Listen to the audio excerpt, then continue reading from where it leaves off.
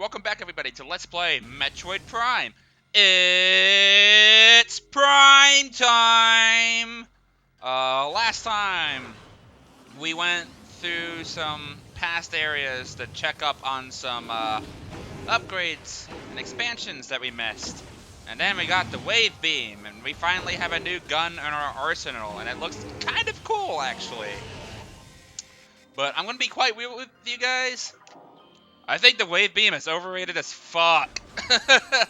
So, basically, I like the Wave Beam for its homing properties. Like, the Wave Beam is actually pretty good if you can't get a solid lock-on onto said enemies, and it's really good for flying foes, I've noticed. Like, we'll be running into some flying space pirates later on, and I really like the Wave Beam for those because they don't ever stop to slow down, and the Wave Beam really helps to basically keep your eye under movement. But otherwise, I think it's honestly the worst beam in the game, and I'm saying this as I'm considering the Power Beam into effect as well, and here's the reason why. So, first I need to check and see where I'm heading to, first and foremost before I... Okay. Alright, cool. So I guess we're going this way. Awesome. So, the Wave Beam is something that is good for pulse bombos, or what do they call? Pulse bomboos, sorry. These are the only means of effectively rendering defeat a pulse bombu. So, wow, I worded that so oddly, I won't lie. But yeah, this is the only way you can effectively destroy a Bombu is with the Wave Beam. But outside of that, I try to stick with the Power Beam up until we get the next beam in our arsenal, because you wouldn't know it from first hand, but the Wave Beam is actually a lot weaker than it looks. So, I'm going to go ahead and spill some data mine facts onto you guys. So, the strength of a Wave Beam, I shit you not, is the strength of 3 power beams. That sounds like a lot on paper, but in reality, you're doing about the strength of... What do I keep running into? What the hell? Anyway, it's literally as strong as this. You want to know how strong a fully charged power beam is? 30 of these. And when you keep in track of the firing rate of this beam, those don't stack too well. On top of that, despite the fact that the Wave Beam charge does lock onto enemies and follow them, the problem is that it's actually weaker than a charged power beam. I shit you not. So a Wave Beam is about the strength of 25 power beam shots when fully charged, but the Power Beam is actually the strength of 30. Yeah, I just dumped some hardcore facts onto you guys. Yeah, it's not readily noticeable because a lot of people make the mistake of assuming that the Wave Beam is just a better beam overall. But in reality, the Wave Beam is good for puzzle solving and very, very niche situations. It's not as great of a beam as you think it'd be. So, in my honest opinion, like, in practicality, when you're not using it for its desired situations, it's the worst beam in the game, in my opinion. However, it's the only beam with puzzle-solving applications, which I think is kind of a missed opportunity if you want my honest opinion. So, yeah, it's cool in that aspect. But on the other hand, though, it has easily the best charged beam combo in the game, but we'll be going into more detail with those as we get to that point. So, how do I get up there exactly?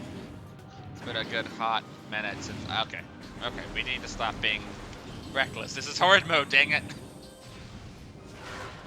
Enemies will sink my HP like it ain't no thing.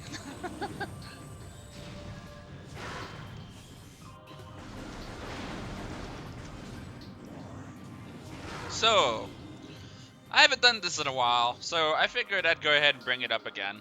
So, commentator shoutouts. I'm gonna be doing these every once in a while. I think I'll make this into like a traditional thing, just to kind of keep viewers engaged as I play through these games. So, our commentator shoutout for today is SaxDude26.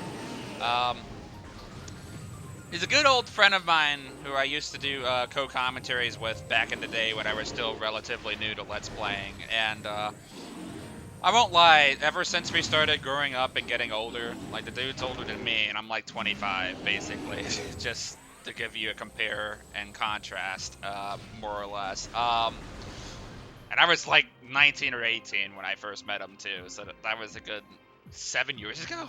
Has it really been that long? Uh, they really weren't kidding when they said like the older you get, the faster time goes and just seeps away from you without you realizing it. But okay, that's where I need to go. Wow, I need to actually pay attention. This is X226. What have you been up to, my man? Haven't seen you in a while. Come back. Talk with us some more. I want to see what's going on in your Australian life.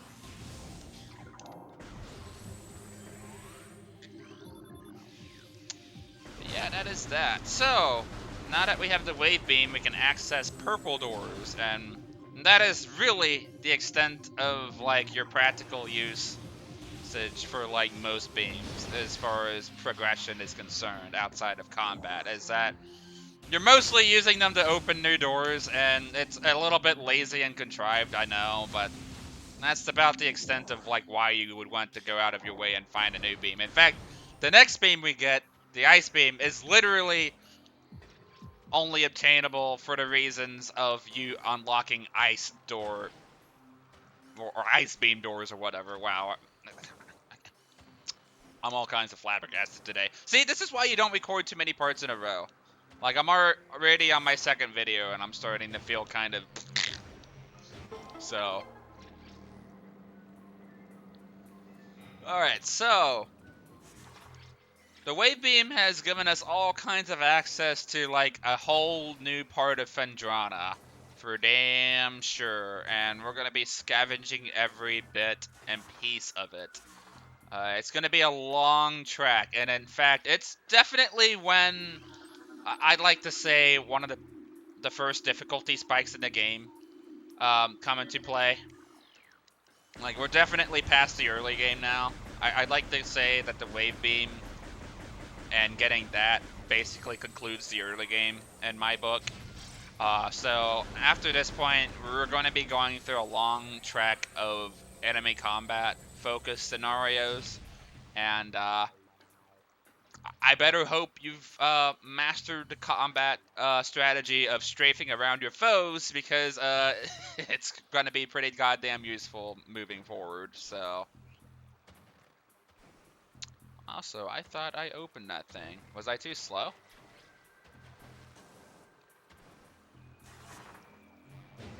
No? Okay. Oh, I gotta open that thing. Pfft, duh, I totally knew. I'm not even really blaming the game for it either. It's just like one of those things where you just goof. Goof and laugh it off.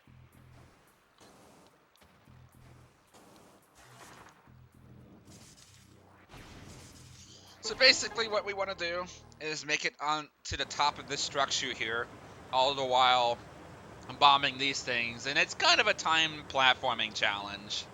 Platforming in my Metroid game? Nonsense!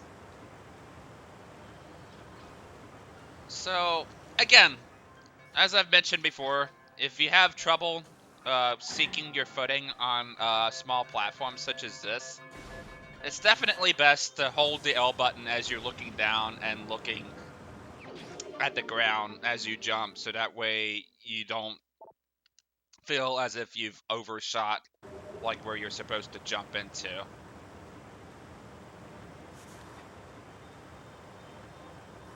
Okay. Alright, so we're gonna have to do that again. Because I took the time to go and get that energy tank, because it's going to be extremely helpful in the next area going forward. So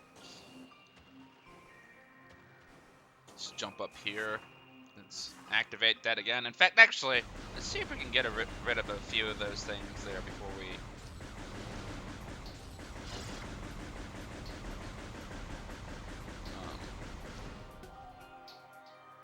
Oh, I guess they're already gone. Okay. Like, I was like, where did that blast in front of me come from? And then I had to take a second and process all of that, and I was like, oh. Oh no, there's still one over there. What the fuck? Did they catch on to my camping? Oh, wow, I fucked that up. See, do as I say, not as I do. I need to follow my own advice sometimes.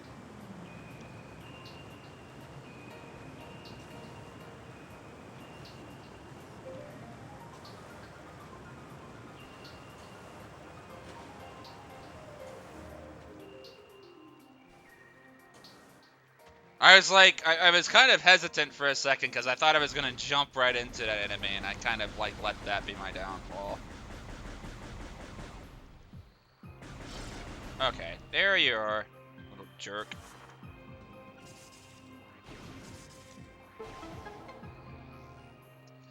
I won't lie, I'm kind of worried a little bit because of like how far stretched these save stations are. I wonder how much time I'm going to be able to make going through this section without like putting in too much time or strain on this video. Which is kind of why I'm glad I got a new recording software for recording my own voice, because I record my my own voice and the game audio and footage separately, so it's a bit more complicated than it needs to be, but trust me, it's pretty effective in the long run. So that there is our save station. Probably not gonna jump into that just yet.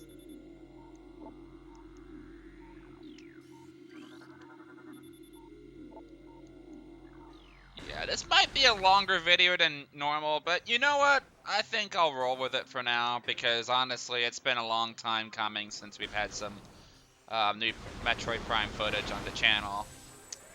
So let's go ahead and give you guys the benefit of a doubt and make it all up by potentially going over 30 minutes. Ugh. I'm probably going to end up regretting that later, but alas. Now, I think the Wave Beam is actually pretty effective against the auto defense turrets. Like, I think it's got like some extra elemental damage going for it on these things, so... Again, it's just kind of niche, but like, it's not practical, you know? Which, I want to say that's what they were trying to go for, making all the beams like separate upgrades. The problem with that is that the Ice Beam and the Plasma Beam don't necessarily follow that philosophy, and they just kind of outright, like, outclass the Wave Beam outright as far as practical usage is concerned. Ice Beam may be slow as fuck, but I promise you that beam is a lot more underrated than people will lead you on to believe. Oh boy. Would it be a popular Metroid game without space pirates? Oh my goodness!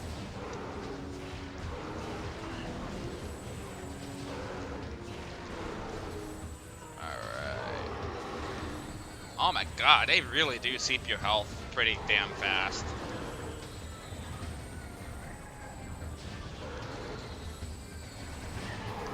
I like how they've had this whole area prepared as some kind of battlegrounds. It's as if they knew, like, Samus was coming, and they had all of this prepared for just one bounty hunter. It really goes to show that these guys do not toy around or underestimate this enemy of theirs, you know? Did I scan these? Yeah, I did. Okay. Yeah, because I know these guys were a separate lore entry from the other space pirate we saw first coming into the area. Alright, so we got ourselves a map. Awesome.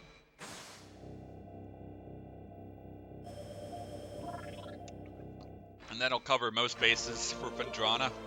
If you hear me drinking, it's because I'm drinking like a breakfast smoothie as I'm recording this video.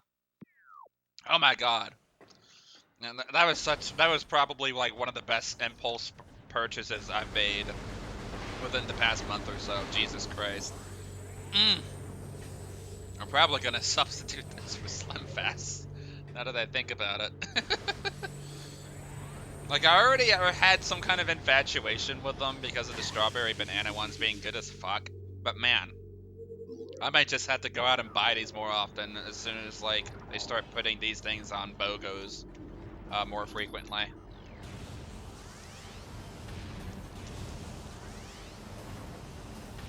Alright, dickwad.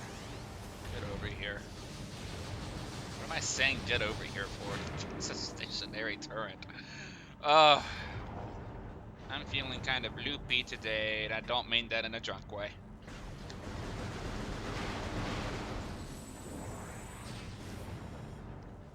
Yeah, I'm perfectly aware that it can't be opened with that weapon. These called scatter bamboos. Okay.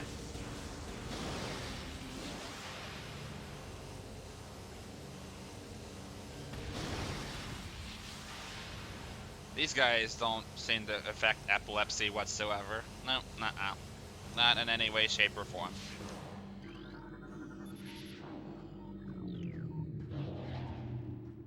Yeah, let's put the key to the area like right outside of it. Why not?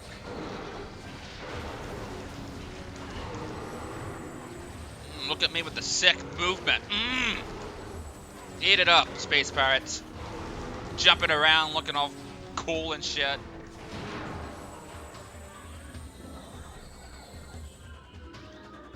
Alright, and much like any other space pirate residential area, take care to scan all of the computers you see.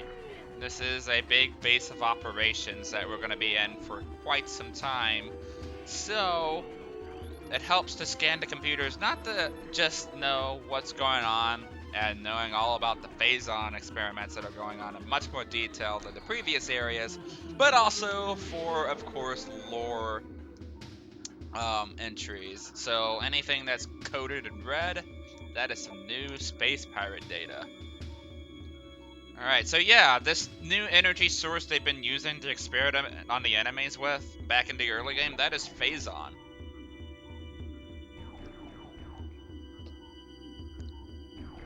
And they say that indications point to a meteor of unknown origin impacting approximately 20 years ago.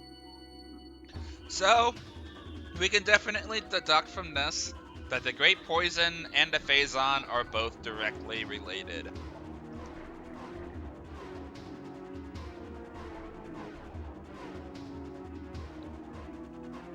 Ooh, single generation reproduction. Oh boy, that's gonna be fun.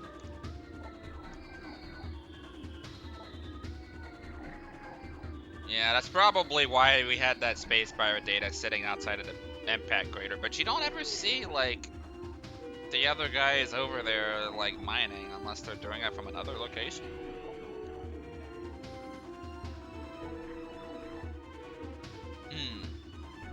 So yeah, even though this stuff is definitely something that can boost your growth and your strength, it is not without its downsides. Almost like medication, in a way. Very, very deadly medication. Drugs!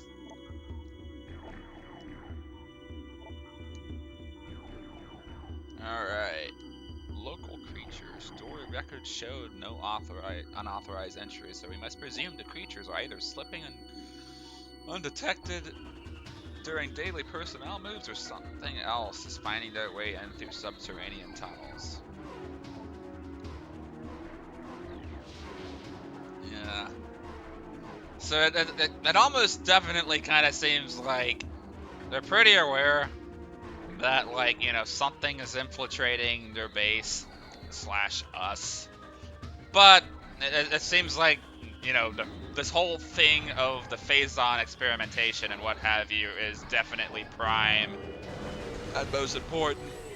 So basically, we caught these space pirates at a pretty bad time, more or less.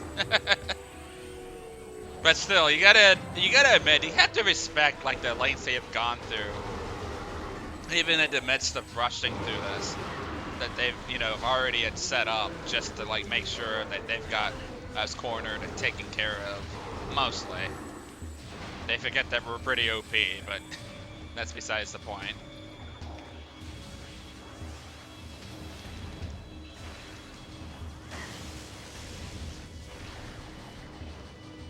Alright. Should see some more stuff here.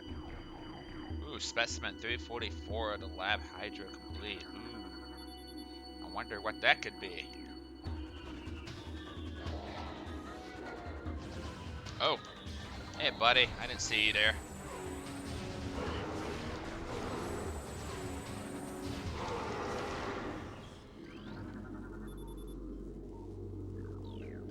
Lab ether.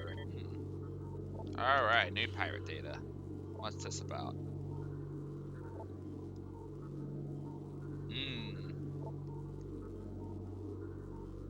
Additional poison sacs within the abdomen and the appearance of a second ring of mandibles. Ooh, so it alters their appearance in pretty dangerous ways as well.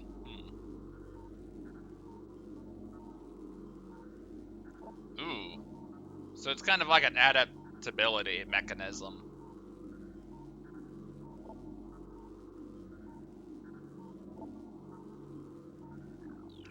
I wonder how they plan to euthanize them exactly. See, I love this. I love sitting down and reading all of this. Gives you, like, a second eye when you come through and replay these games again.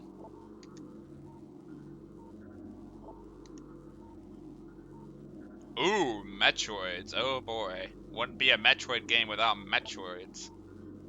Now, would it? Or at least some kind of indication of them, because, you know, Metroid Fusion, and yeah.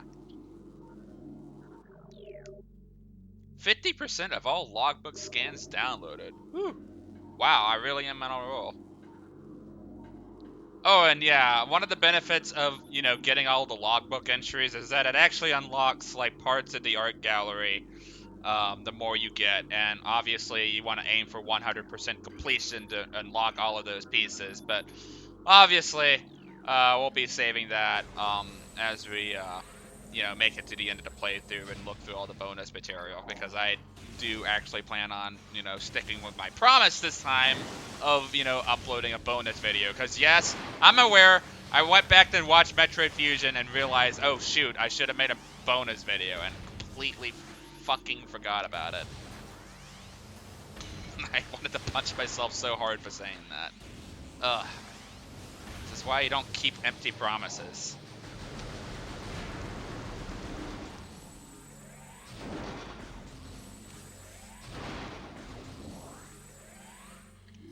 Oh, what's this? Okay, same guy. We know the deal. Shoot it up, shoot it up, shoot it up, up, shoot it up, shoot it up.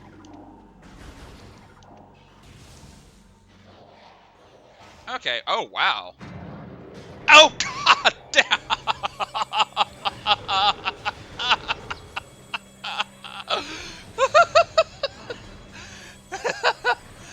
Oh my god. That is setting up the tone perfectly. Oh my god.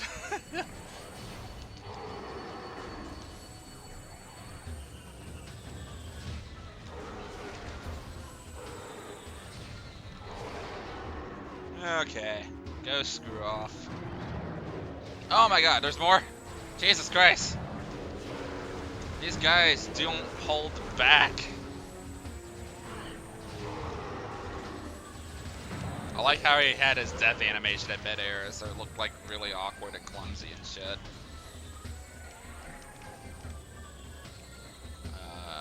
Where are you at? Oh wow, I still homed onto him even after I lost the lock on. That was kind of funky. Alright. So, it looks like we're nearing the checkpoint of this area, which didn't take me as long as I thought it would, actually. Huh.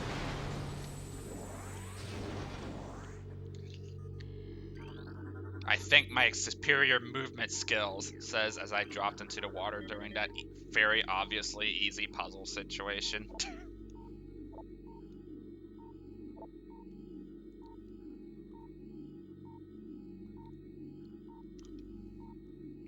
Oh, oh man.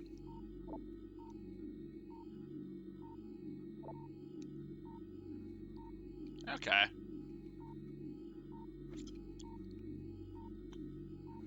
So it looks like they definitely haven't made way into Chozo Ruins at all, but they're gonna do that eventually. Deca cycle being 10 years on this planet, basically.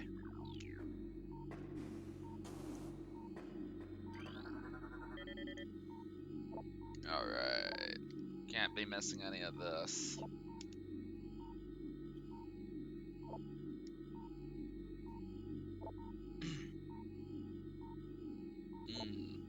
Okay. Doesn't look like all of these entries are coming in like the order of which we run into them at.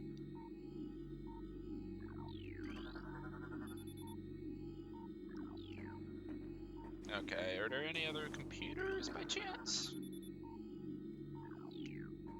Currently deactivated. Okay, so we need to scan this little thingamajig. Oh, shoot, there are computers up there too. Glad the camera panned over there. Or, I guess they don't really mean anything? Darn it, I was gonna make a tee-hee joke and you just ruined it for me, game.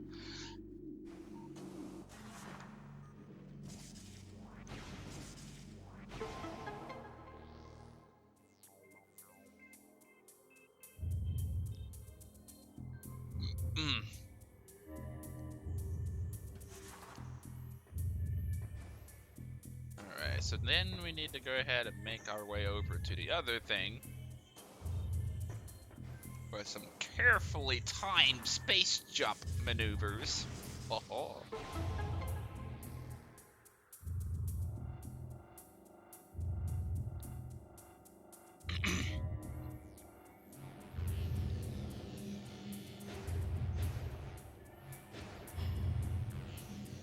Okay. So now we just need to activate these things. I'm sorry for the dead air. There's not a whole lot going on.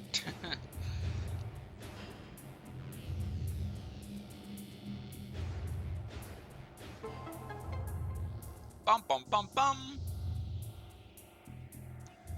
I don't think I'll ever grow tired of that. Okay, cool. So now we have access to the top of this thing. We're going to be grabbing that upgrade as soon as we can. But first, let's go ahead and scan these little holographic images here. So these do count as research data, meaning they are parts of the logbook of which you must scan. So make sure you don't leave this room without scanning these planets on the holographic image here. Okay. So, yeah, this basically confirms that this is before Super Metroid, more or less. Otherwise, this place wouldn't even exist. And hospitable, you say?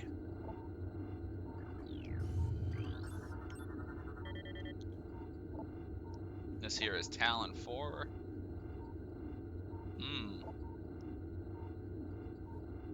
Ah, that's sad. That really is sad. So there's gonna be, like, no reason whatsoever to ever come back to this planet within, like, a certain span of time. That's kind of shitty. And of course, we're gonna scan all of these other little insignificant, like, places here. Ooh. That's not weird at all.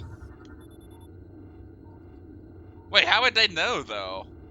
They just send like specimens down onto that planet and just have them die and collect data for that. Like, that's kind of fucked up if that's how they figured that out.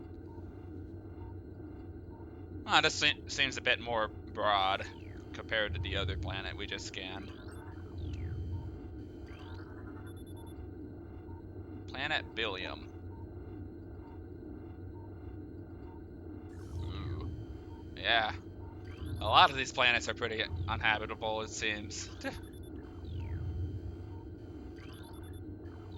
So yeah, I think the only real points of interest here are Zebes and Talon 4. Yeah, it's like its own little small solar system. It's kind of crazy to see that like Talon 4 isn't even really all that far away from, Zebes. That's probably how, Samus was able to catch up to the space pirates so quickly. Like, maybe it's implied that this didn't really happen that much long after Metroid 1? Is that the case? Who knows? Maybe Gunpei Yokoi will like completely rewrite like the chronology here soon, because I know like once Samus Returns was, eventually made, it kind of like went back to a lot of the ideas that the older Metroid games and pretty much ditched everything other M standard for. Meaning that even, well, not Gunpei Yokoi, what the fuck am I saying? Sakamoto even views Other M as a mistake. This here is the Super Missile. So basically, this is our first of 4 charge combos. Charge combos are basically something that are exclusive to each beam you collect. And whenever you hold the charge beam of that said beam and press the Y button, you unleash a super powerful attack that uses up a few missiles, dependent on which charge beam combo you use. And Super Missile happens to be one of the best ones for sure. This does like a staggering 80 to like 90 like power beams worth of damage. So it's pretty goddamn strong, and it's one of your best damage dealers to like bosses overall for like a good chunk of the game. Unless you want to cheat people with the Wave Buster and just burn all of your missiles that way. Go right ahead, I'm not gonna stop you. So, yeah, it's a pretty damn good weapon. It's very practical. It opens up new spots with material made of cordite. So, yeah, this beam is way more applicable for combat than the wave beam will ever be. So, yeah.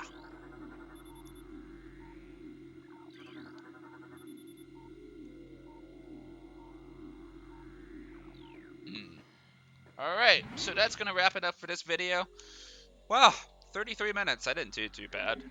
And next time on Let's Play Metroid Prime for the Nintendo GameCube, we're gonna explore the rest of this base and see if we can find another upgrade. So see you guys then.